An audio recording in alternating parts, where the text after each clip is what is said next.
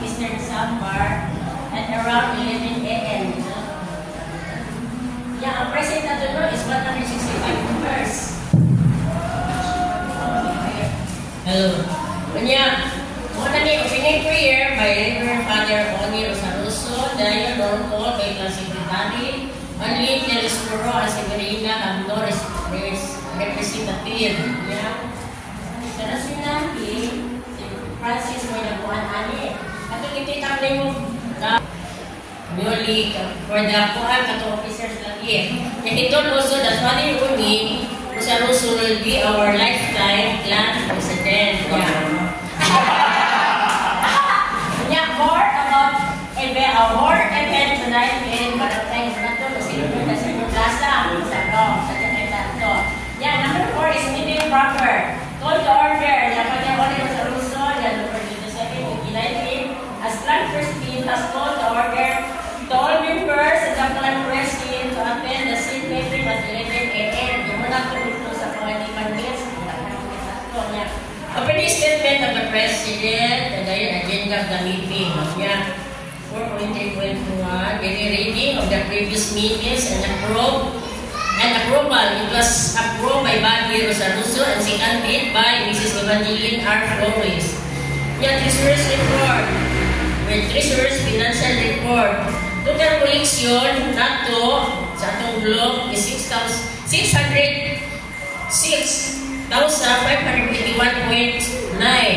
Yung total expenses nato is 75,000 pesos. Yung total cash on hand is 531,581.9 as of November 2019. Yung ang blueprint tag, total blueprint tag is 606,551.79. Yan, ganyan. Ang sunod na pinda, division of expenses. Total expenses is 75,000 pesos. Yan, Constitution and Bylaws certification by Mr. Francis Rosaruso is the author of the Clan Bylaws. Francis gives explanations about the Clan Bylaws. For Bobby Rosaruso, he reads and explains the proposed Clan Bylaws and Constitution. Yung preambulo, Robert by Rosaruso, na seconded by Gang Rosaruso. Kato naman yung githaki. Kung ano naman ito yung munggaw, kato gani atong proposed bylaws, ang niya dahil ang preambulo tinagunda. Yung Article 1, we have name, picture, and objectives of the bylaws. Mutong Rosaruso Clan Association, ang atong naprobahan na name sa ato niya kuan bylaws. Unya Article 2, exclusive for the clan. Yung membership. Section 1, ito eligibility.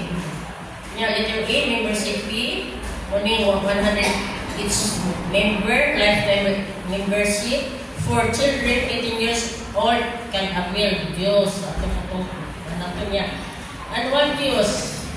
100 pesos annual. Below 18 years old is not required to provide annual dues. Section 3, no comments. Okay na ito. Section 5, rights of the member. Okay na ito. Section 6, duties and responsibilities. Okay na ito. Sa Section 7, sa itong clan, bylaws, more than 25% of members. Okay na ito. Article 2, ito special clan meeting. Section 1, board meeting. Once a year, it depends upon the president. More explanations about the proposed clan bylaws will be explained on the next clan reunion. Election of the vacant position of clan officers. Mga na ni, nag-elected itong bangkong officers. President, Father Oni Hapon, Rosaruso, a lifetime clan president.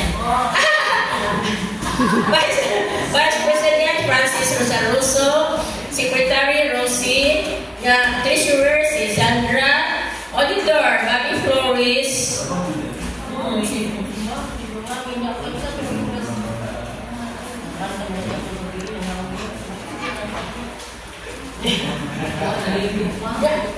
Auditor, ito si Chubabir, ito sa rumang puno. PROs mo si Charlie Rosaruso, si Crispian Rosaruso, and Marmel Rosaruso. Mr. business manager si Victoria Rosaruso and ang advisor na to si Mrs. Nelly R. Clarito. Yari na sa 4.3.7 date and video of the next plan reunion. It was approved that the next plan reunion of 2021 and the next venue is in Cebu. And the hosts are, one is Ignacio Blas, Loris Playa, hello, Inocencia Tato, kanya kinilisa na lang kang Siriaco. O kung na to, kami tulo host niya. 1.3.8 other matters. Ano yun? Kita sa other matters. Other matters. Si Bobby Rosaruso, naman kayo sa pangutanan no, nag-question about the blueprint received by Clan Monthly. Yan kayo signatures of the basis and withdrawals of Kalankuan, fans Clan. Ano yung pangutanan? Now, Francis Rosaruso, Lord Bobby Rosaruso, that the board of directors of the clan will make a resolution for the signatures of depositing and clan money and withdrawing, and this is not included in bylaws, and only the clan board of directors decide this situation on their board meeting. Dahil yun, suggestion of Edmond Rosaruso. Oh, yun siya. Hello. Hello.